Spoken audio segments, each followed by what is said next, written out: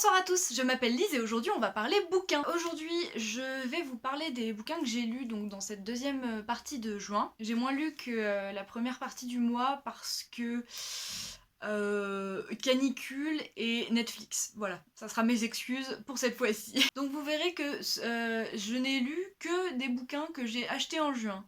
Il y a des moments comme ça où j'ai envie de lire direct les livres que j'ai achetés. Il y en a d'autres que je préfère laisser dormir. Ça dépend, hein, ça dépend des mois, ça dépend des moments. Donc j'ai commencé par continuer la saga L'Épouvanteur, donc La Malédiction de l'Épouvanteur, c'est le deuxième tome de la série de Joseph Delaney, qui fait vraiment honneur au premier tome. J'ai beaucoup aimé continuer et je sais pas si c'est une impression, mais je pense que ça va être comme ça dans la série.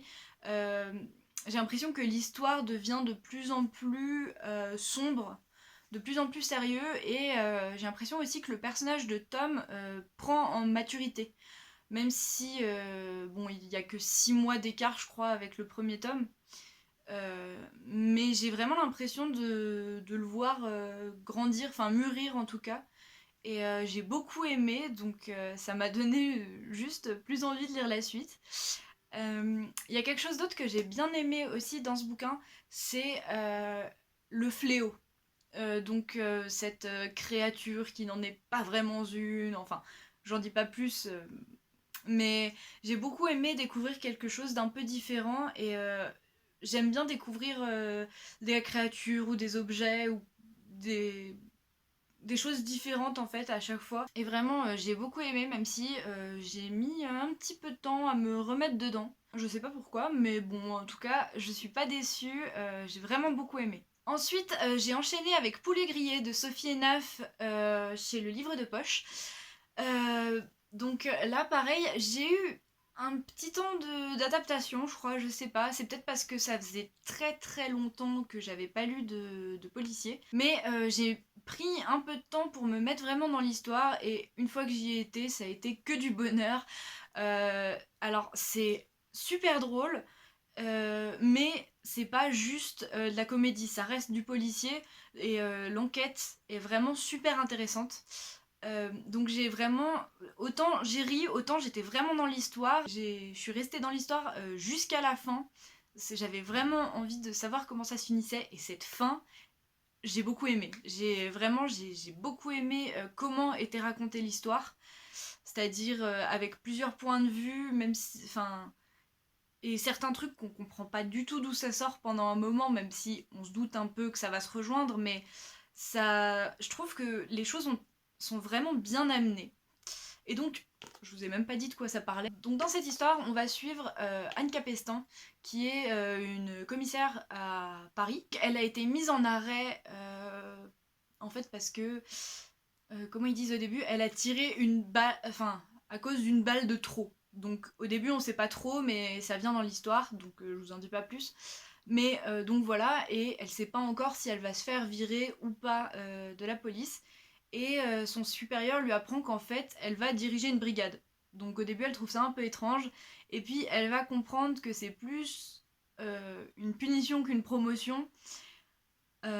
Parce que en fait elle va se retrouver à diriger une brigade qui n'est faite que avec les flics dont plus personne ne veut. Donc ils seront composés de tous les flics qui sont mis un peu sur le côté et ils vont se récupérer toutes les affaires classées et ils vont devoir se débrouiller avec ça.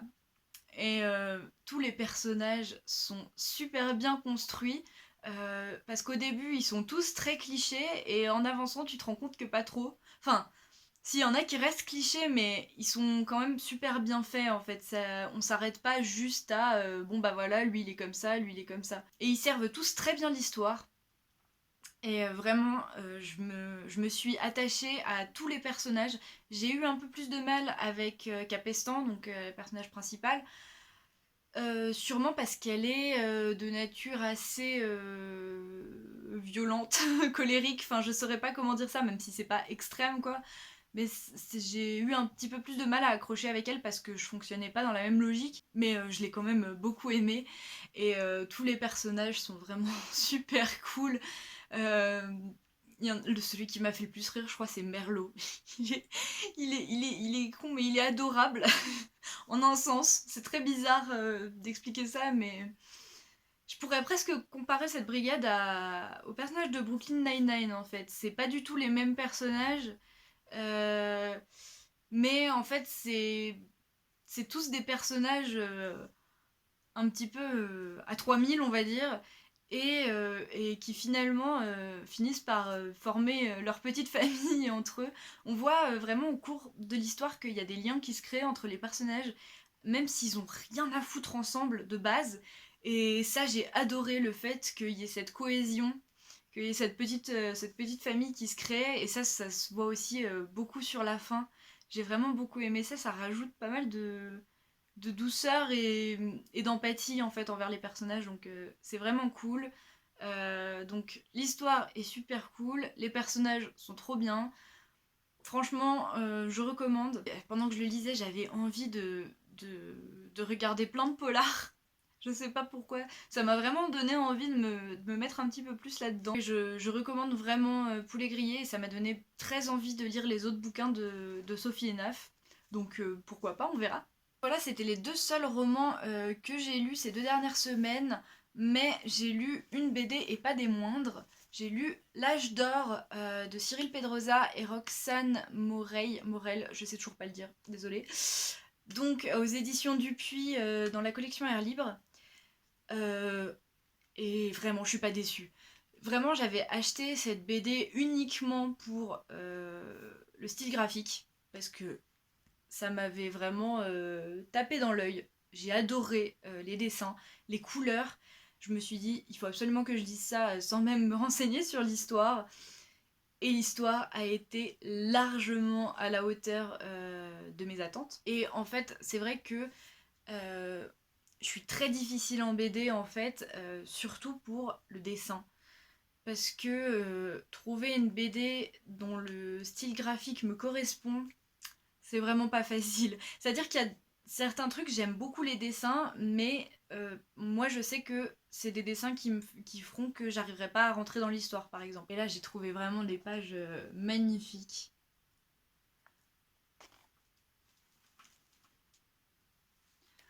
Donc voilà, je trouve le style et les couleurs incroyables. En plus, je trouve que les couleurs portent super bien la narration.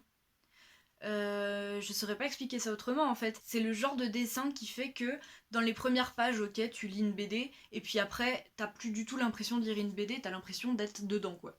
Enfin, moi, c'est vraiment ce que ça m'a fait.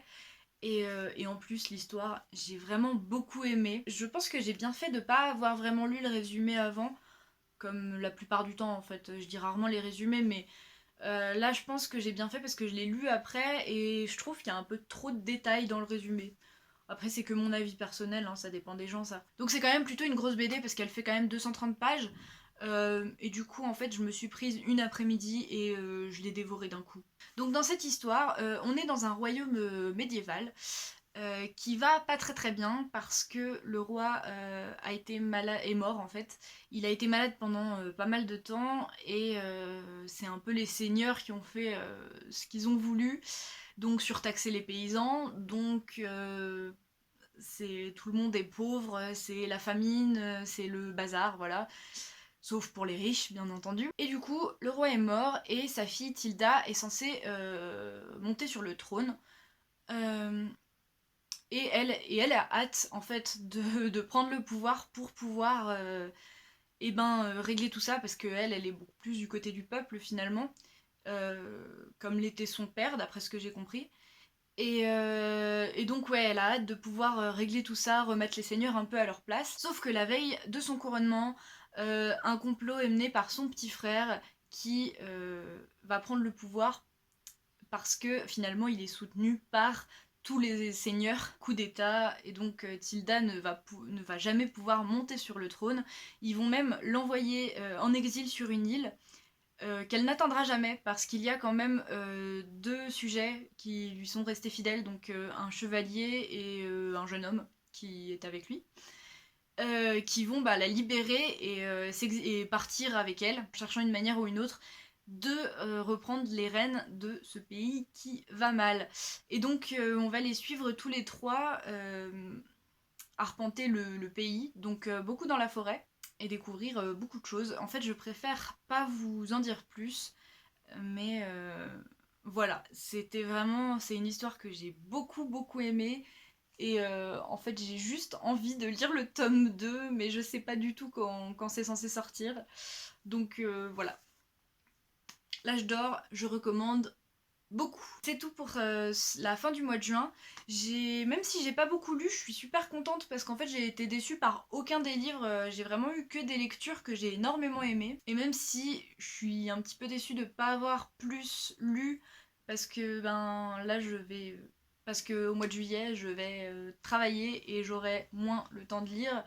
Mais bon, c'est pas très grave, hein. Le but c'est pas de lire le plus de bouquins possible. Donc je vous souhaite de belles lectures et puis on se dit à une prochaine. Bye!